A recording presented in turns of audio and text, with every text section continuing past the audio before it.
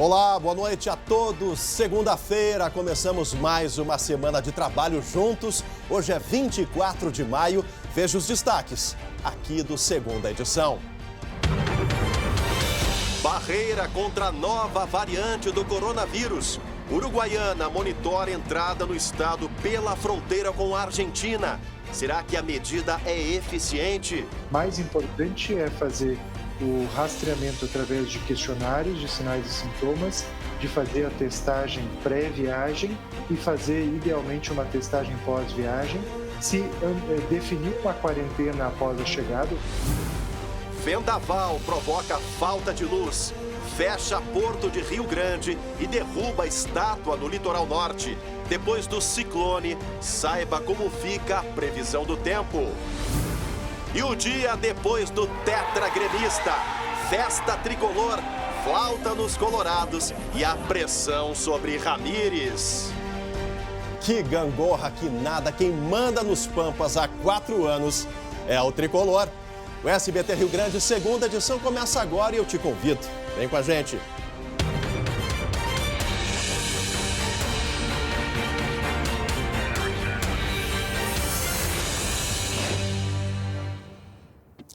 E olha, pessoal, o município de Uruguaiana, na fronteira com a Argentina, instalou uma barreira sanitária para evitar que a variante indiana do coronavírus se espalhe aqui em todo o território gaúcho. Vamos conversar ao vivo com a Luciane Coma, que tem mais informações. Lu, reforço na fronteira para evitar também um conflito com os nossos irmãos, né, Lu? Boa noite. Boa noite, Chemali, boa noite a todos. Pois é, essa barreira sanitária, ela foi instalada em Uruguaiana, começou a funcionar hoje.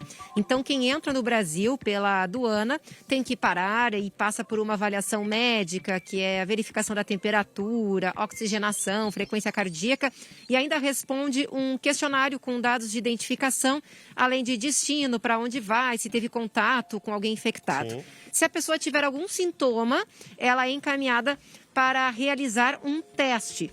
Ao contrário, Chemali, da Argentina e do Chile, que exigem o PCR dos caminhoneiros, o Brasil ainda não tem essa cobrança, né, para quem entra no Brasil. Inclusive, é uma discussão, um debate para que haja a reciprocidade, né, uma cláusula aqui do Mercosul. Bom, o prefeito de Uruguaiana, ele disse que pretende, com esses dados, criar uma espécie de cadastro, né? Vamos ouvir o que ele disse. A partir desse cadastramento a gente consegue jogar para o sistema e esse sistema ele vai dar condições para que todos tenham informação de quem está andando pelo Brasil. O Ministério da Saúde informou que ainda não há indícios de transmissão comunitária da variante indiana aqui em solo brasileiro. O governo anunciou a distribuição de quase 2,5 milhões de testes para aeroportos, portos e regiões de fronteira. Além disso, tem uma portaria recente da Anvisa que proíbe a entrada de estrangeiros vindos da Índia, Reino Unido, Irlanda do Norte e África do Sul. Eu conversei essa tarde, Chemali, com um infectologista do Hospital Moinhos de Vento. Ele disse que é muito importante tentar retardar a entrada de uma variante, mas é um tanto difícil totalmente frear, né, impedir a entrada, ela vai entrar, porque esse tempo é importante para a reestruturação do sistema de saúde. Só que ele achou essas medidas anunciadas pelo governo federal ineficientes. Vamos ouvir. Mais importante é fazer o rastreamento através de questionários de sinais e sintomas, de fazer a testagem pré-viagem e fazer, idealmente, uma testagem pós-viagem, se definir uma quarentena após a chegada, ou seja, o viajante chega e ele fica 14 dias num determinado local, sendo controlado e monitorado pela agência sanitária. Pois é, Chemali. Além disso, né, a gente deixa aqui o recado, por isso a importância de manter as medidas como distanciamento social, ventilação e o uso de máscara. Por sinal, aproveito aqui para agradecer a Protec Face, que é uma empresa aqui de Cachoeirinha especializada em respiradores e máscaras, por enviares esse modelo aqui, que é a PFF2, né, a mais eficiente aí para proteção dos usuários. Chemali. Tá certo, obrigado a Protec Face, obrigado a Lu, que mandou, a Protec mandou máscaras para todos os colaboradores aqui do SBT, a gente faz esse agradecimento. Daqui a pouco, no SBT Brasil, mais informações na reportagem da Luciane Coma. A gente segue falando sobre os esforços para evitar a chegada de mais uma variante do vírus por aqui, né? Vocês viram aí os detalhes da barreira sanitária lá em Uruguaiana. Só que parece que muitas pessoas ainda têm aquela dificuldade de permanecer distantes umas das outras, sem se aglomerar. Assunto para a Gabi Lerina, porque choveu na sexta, né, Gabi? No sábado esfriou e aí teve um monte de gente destemida, tudo aglomerado e na rua, minha amiga. Boa noite. Não é novidade, né? Não é, né? Filme que a gente já tá vendo e faz tempo, né? Chama Boa Noite pra você. A todos que nos acompanham, vamos rodar as imagens. Olha só, de sábado para domingo, a Guarda Municipal e a Brigada Militar tiveram muito trabalho aqui na capital. 800 pessoas aglomeradas estavam na rua Padre Chagas, no bairro Moinhos de Vento. A multidão foi dispersada pelas autoridades policiais. Nenhum bar da região foi autuado, mas todos os estabelecimentos foram orientados a funcionarem de acordo com as regras determinadas pela Prefeitura aqui de Porto Alegre. Além do Moinhos, em torno de 200 pessoas estavam na rua Fernando Machado, no centro. Pertinho dali, na Cidade Baixa, mais 70 pessoas que estavam na Rua da República e na Lime Silva. E em todos esses locais, a polícia conseguiu dispersar os grupos. A gente também traz informações de uma festança lá em São Léo, no Vale dos Sinos. 150 pessoas estavam reunidas e aglomeradas sem máscara em uma casa noturna na RS 240, no bairro Arroio da Manteiga. De acordo com o novo decreto da prefeitura, o local só poderia funcionar como restaurante, com pessoas sentadas e com distanciamento. E também deveria fechar às 11 da noite. Mas quando a força-tarefa chegou por lá, já passava da 1h da manhã. E nenhuma dessas regras aí estavam sendo cumpridas. A festa foi encerrada e o proprietário do estabelecimento notificado por descumprir o protocolo e também por perturbação do sossego. Que ruim, né? Chamar ele assim não vai dar certo, né? A gente faz as contas, né, Gabi? São 800 pessoas na Padre Chagas, 200 na Fernando Machado, ali na Cidade Baixa, 100 e tantas em São Leopoldo, ou seja, milhares de gaúchos desdenhando da própria vida e da vida dos outros, né, minha amiga? Ainda, Chamar. Ainda, um ano e meio depois quando? que a pandemia começou, milhares e milhares de pessoas que perderam a vida e gente sem respeito. Daqui a pouco a gente volta a conversar contigo, Gabi, para falar de vacina e de esperança. Vamos mudar um pouco o polo, porque parece que essas pessoas não puxam a orelha e não se dão conta da burrada que estão fazendo. Já já a gente volta a conversar com a Gabi Lerina direto aqui da redação de jornalismo, porque teve agora perseguição, atentado, tentativa de feminicídio, arrombamento de escola pública. A bandidagem aprontou aqui e tudo nas últimas horas. Na tela. Uma perseguição mobilizou a polícia em Gravataí, na região metropolitana. A Brigada Militar conseguiu prender um suspeito de caminhonete que assaltava pedestres no bairro Santa Fé. A confusão no trânsito começou quando a guarnição identificou o veículo. Segundo a polícia, o preso chegou a atirar contra os brigadianos, que revidaram. Ele só parou quando perdeu o controle do carro e bateu em um muro. Com ele, os policiais encontraram uma carteira e um celular furtados. O caso foi neste domingo. A penitenciária de Venâncio Aires sofreu um atentado na madrugada do domingo. Com armas longas, cerca de 10 indivíduos chegaram em 3 carros. Houve troca de tiros entre criminosos e os agentes da SUSEP. Parte do grupo conseguiu cortar uma cerca elétrica e instalar uma bomba junto a uma das paredes. Depois do tiroteio, os bandidos fugiram, mas 2 dos carros foram abandonados no entorno da penitenciária. O GAT foi acionado, removeu e detonou o explosivo. Ninguém foi identificado até agora.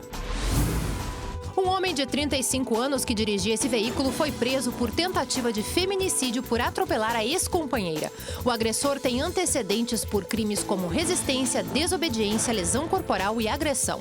O atropelamento ocorreu na sexta-feira à noite em Alvorada, na Grande Porto Alegre.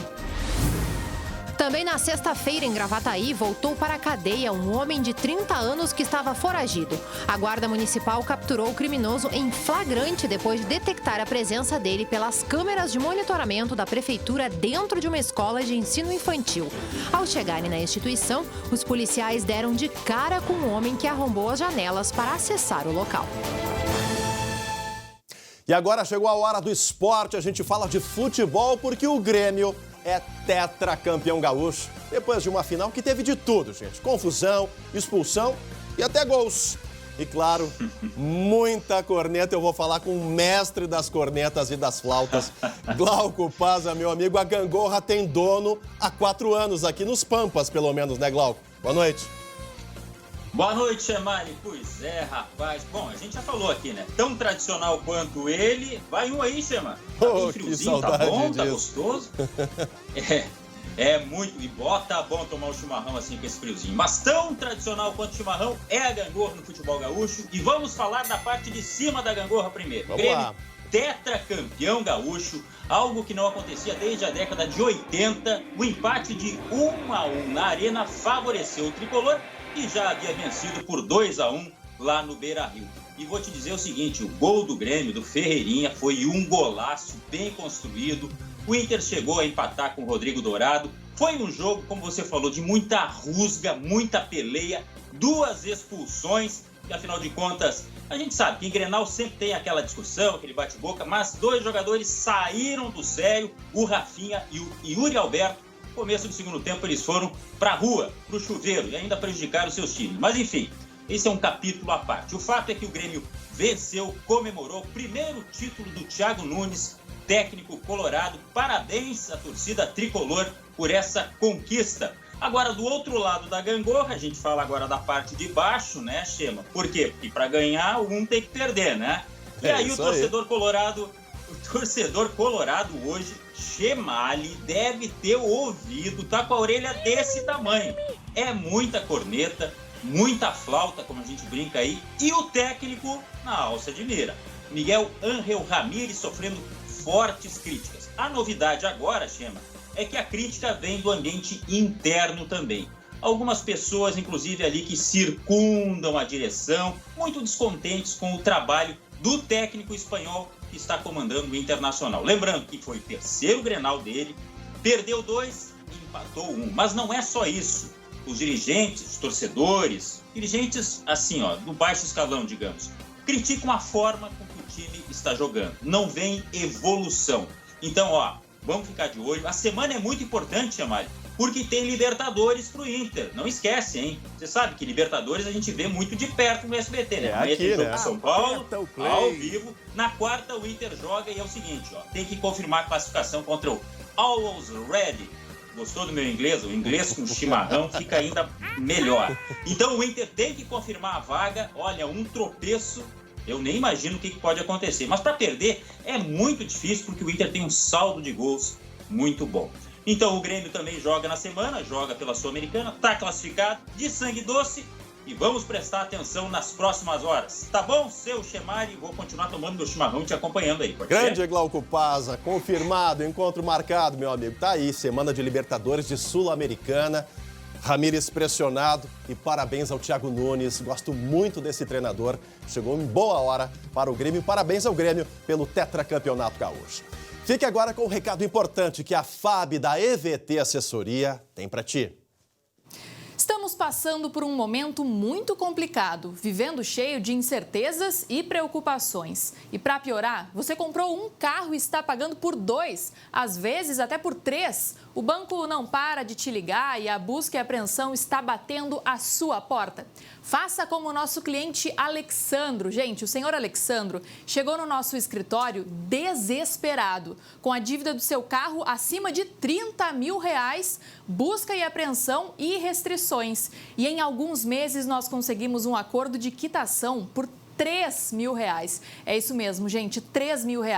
A EVT é uma assessoria que te ajuda a reduzir as suas dívidas de financiamento de veículos, cartões de crédito e também empréstimos. Ligue agora para a EVT Assessoria que nós vamos te ajudar. Olha aqui na tela, ligue agora 3391-3852 ou manda um WhatsApp para 99770-2864. Anota aí que eu vou repetir. 3391-3852 ou manda uma mensagem de WhatsApp para 99770-2864 e fale com a EVT Assessoria que a gente te ajuda a passar por esse momento e acabar de uma vez por todas com as suas dívidas.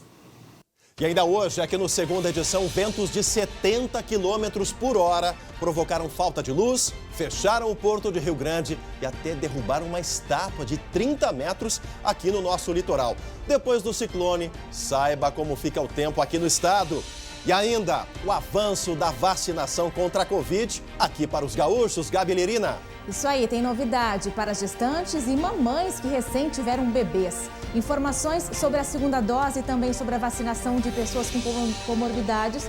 Daqui a pouco, a gente já volta.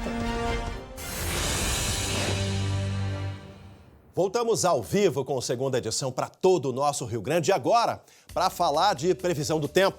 O vento que atingiu mais de 70 km por hora aqui no nosso estado deixou cidades sem luz, fechou o porto de Rio Grande e até derrubou uma estátua, gente, de 30 metros de altura aqui no nosso litoral norte. A meteorologista Estael Cias nos explica a causa do forte vendaval e nos diz também como fica a previsão para os próximos dias. Boa noite, Estael.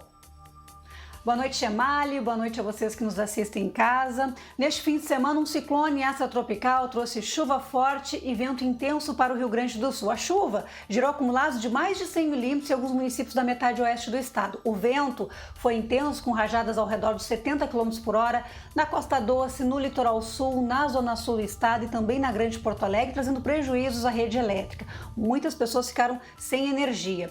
E no amanhã desta segunda-feira, um fato inusitado. A força do vento acabou derrubando uma estátua da loja Havan na Estrada do Mar, em Capão da Canoa. E olha que é uma estrutura de 30 metros de altura e que fica sobre uma base e que, ao tombar, caiu sobre um poste que acabou atravessando a sua estrutura. A sorte é que ninguém ficou ferido. No porto de Rio Grande, o ciclone também trouxe efeitos. Desde sábado, 14 navios estavam atracados esperando para sair do porto e até a tarde de hoje tinham 11 navios também esperando para poder entrar em razão do vento forte e persistente. A boa notícia é que o ciclone está se afastando, o vento vai perdendo força, a situação vai sendo normalizada e entra em cena uma intensa massa de ar polar que vai derrubar a temperatura. Nas próximas horas, o Rio Grande do Sul já vai ter uma queda forte da temperatura, com expectativa de um começo de terça-feira com marcas negativas entre a Serra do Alto Jacuí, Aparados e Campos de Cima da Serra. Há risco de geada nestes trechos. Grande parte do interior do estado com marcas abaixo de 5 graus. Aqui mesmo na Grande Porto Alegre, a terça-feira começa com 6 a 8 graus de temperatura. Uma tarde de terça-feira ensolarada, o mar ainda fica agitado, ainda tem algumas rajadas de vento fracas, principalmente na faixa litorânea. Quarta-feira ensolarada, tem frio intenso pela manhã, aquecimento gradual à tarde, e a boa notícia é que na sexta-feira volta a chover, e olha, pode voltar a chover forte, especialmente na metade norte do território gaúcho. Então as próximas 2 madrugadas muito frias, até que na sexta-feira a chuva retorna. É a inverneira que chega com força para os gaúchos. Olha, voltamos a falar sobre o avanço da vacinação aqui no nosso estado. Gabi Lerina, quem pode receber a primeira e a segunda dose contra o coronavírus, minha amiga? Vamos lá, então, começando o nosso giro da vacinação. Aqui em Porto Alegre, amanhã, somente serão vacinadas com a primeira dose as gestantes e puérperas com comorbidade. Já a segunda dose de Coronavac é para quem tomou a primeira até o dia 25 de abril. Quem tomou a primeira dose da Pfizer até o dia 4 de maio também já pode tomar a segunda dose amanhã. Assim como as pessoas que tomaram a primeira dose da AstraZeneca há 12 semanas. Por enquanto, as primeiras doses para o grupo de comorbidades estão suspensas. A Prefeitura aguarda a chegada de mais vacinas para voltar a aplicar neste grupo. Vamos agora para Viamão, na região metropolitana. Por lá, a primeira dose amanhã é para pessoas com comorbidades com 18 anos ou mais. Já a segunda dose é para todas as pessoas que tomaram AstraZeneca ou para quem tomou a Coronavac e tem 64 anos ou mais. Canoas, região metropolitana, podem ser vacinadas pessoas com deficiência permanente com 40 anos ou mais. O endereço completo de todos os postos de saúde que oferecem vacinas aqui em Porto Alegre, você confere, já sabe, né? No Facebook do SBT. Chemale, meu amigo. Tá certo, Gabi. Boa noite pra ti, minha amiga. E olha, gente, antes de encerrar a segunda edição de hoje, tem um monumento de cara nova aqui no centro de Porto Alegre. A fonte Talavera de la Reina, um presente na colônia espanhola. Em 1935, no centenário da Revolução Farroupilha, foi revitalizada. A obra, que fica em frente ao Paço Municipal, e foi restaurada através de uma parceria com a iniciativa privada, através da Secretaria de Parcerias Estratégicas, outras secretarias aqui municipais da Prefeitura envolvidas, também a iniciativa privada. Parabéns a todos, né? Porto Alegre merece ficar com a cara nova, os seus monumentos, a sua história revitalizada e viva. Precisamos ter história para contar, e nada melhor do que manter esses monumentos sempre limpinhos, alinhados, para a gente tirar boas fotografias, passar bons momentos em frente a todos eles. A todos uma ótima noite de segunda-feira. Na sequência vem o SBT Brasil. Amanhã, 11h40, André Har e Glauco Paza no SBT Rio Grande. E a gente volta às 7h20 da noite. Tchau, tchau.